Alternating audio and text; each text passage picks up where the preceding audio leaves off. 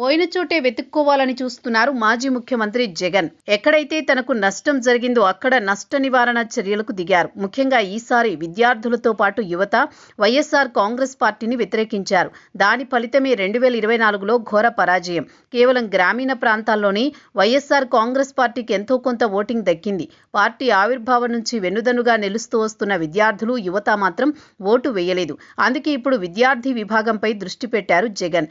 తాజాగా తాడేపల్లిలో వైసీపీ విద్యార్థి విభాగంతో సమావేశమయ్యారు. వారికి దిశానిర్దేశం చేశారు.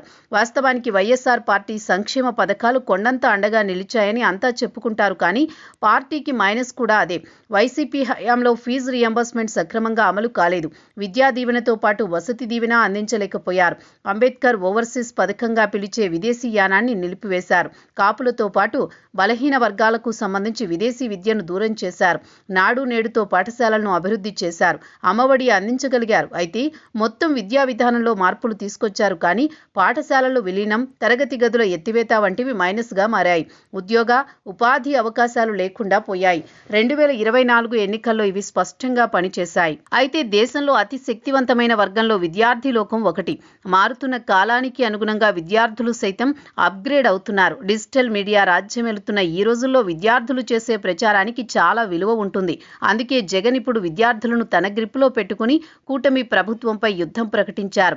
ఫీజు రియంబర్స్మెంట్తో పాటు చాలా రకాల పథకాలు తాము ప్రవేశపెట్టామని, కూటమి ప్రభుత్వం అమలు చేయడం లేదని వారికి బోధించారు. వైసీపీ ప్రవేశపెట్టిన పథకాలను కూటమి ప్రభుత్వం నిలిపివేసిందని వ్యతిరేకత పెంచేలా వ్యాఖ్యానాలు చేశారు. విద్యార్థుల్లో బలంగా ప్రచారం చేసి పార్టీ పట్ల ప్రజలు యూటర్న్ అయ్యేలా చూడాలని సూచించారు జగన్. అయితే జగన్ ప్రయత్నాలు విద్యార్థి లోకంలో ఎంతవరకు ఫలిస్తాయో చూడాలి.